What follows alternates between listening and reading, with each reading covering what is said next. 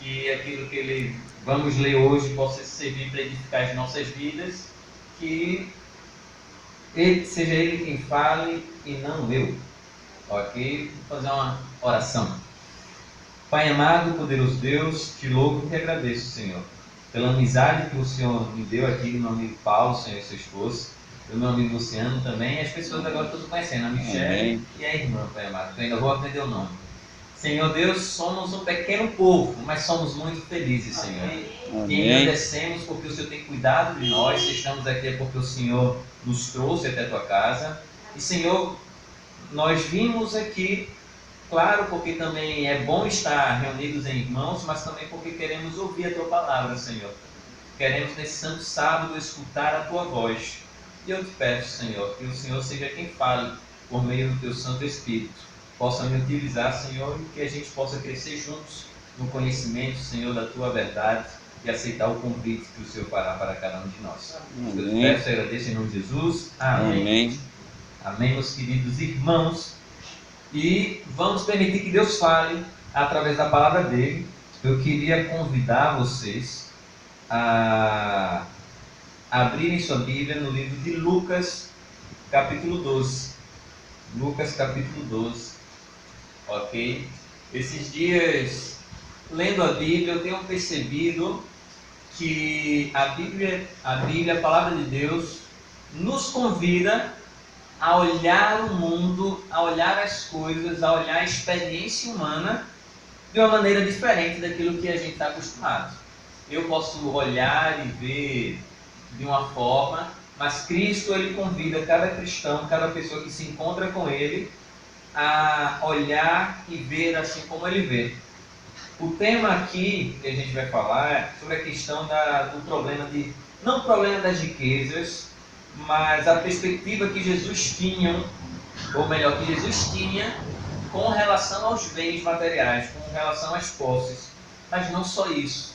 Tem uma mensagem maravilhosa. Essa semana eu meditei com uma amiga minha sobre esse texto e a gente trouxe algumas lições, né? A gente estava lendo, estudando e veio algumas lições que para mim foram muito úteis. E eu quero compartilhar com vocês e espero que também sejam com vocês. Ok? Só para dar uma introdução.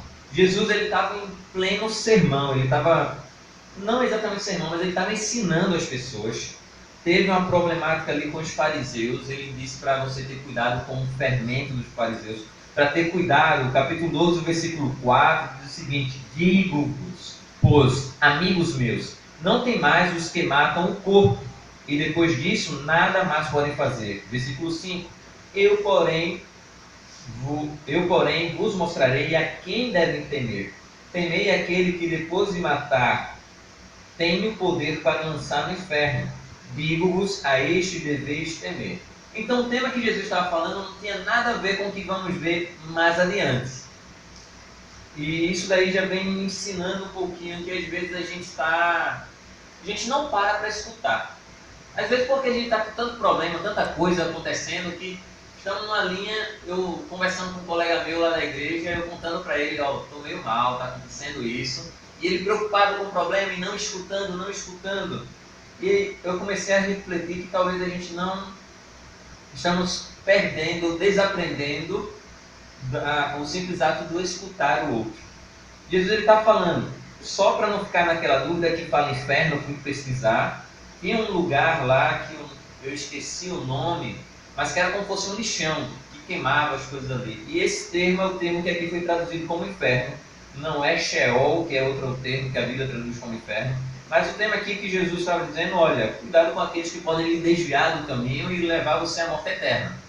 Agora aquele que ameaça somente essa vida que a gente tem agora, física, não tenha medo, porque Cristo venceu, né? Então a gente pode vencer. Mas pronto, Jesus ele estava falando, e aí a gente pula para o versículo 13. Oi? Do mesmo livro, de Lucas capítulo 12, agora a gente vai para o versículo 13. Era o 12, só não está no 12 não, viu? Está no 2, por isso, ela está lendo, esse rapaz está falando, é outra Bíblia. Lucas 12, a gente leu o versículo 4 e o 5, onde Jesus ele falava sobre o perigo daqueles que podem nos fazer desviar e enganar, né? Mas aí no meio desse sermão, o versículo 13 entra a problemática que a gente vai trabalhar hoje. Amém? Ok. Nesse ponto, ou seja, quando Jesus estava falando sobre esse tema, quando Jesus ele estava explicando as coisas, nesse ponto, um homem que estava no meio da multidão lhe falou: mestre, ordena. Não tinha nada a ver, minha gente, não tinha nada a ver com o que Jesus ele estava querendo ensinar com as demonstrações ali. Ordena, mestre, ordena que a meu irmão que reparta comigo a herança. Mas Jesus lhe respondeu. O que será que Jesus respondeu? Não leiam aí. É Lucas capítulo 12, a gente está no versículo 13. Ok? E eu comecei a ler o 14. Bem, aqui o rapaz ele vem trazer uma problemática. Olha, tem uma herança aí, Senhor, o Senhor é mestre, o Senhor cremos que é o Messias. Ordena que o meu irmão ele reparta a herança.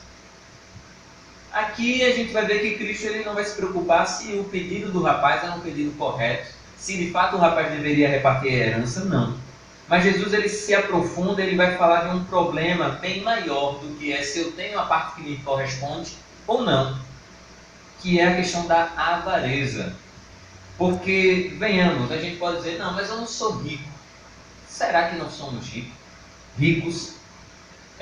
Eu estava vendo, ou ouvi uma pregação de um rapaz que fazia uma pesquisa que talvez você esteja entre o mais rico do mundo. Eu acho que eu não estou.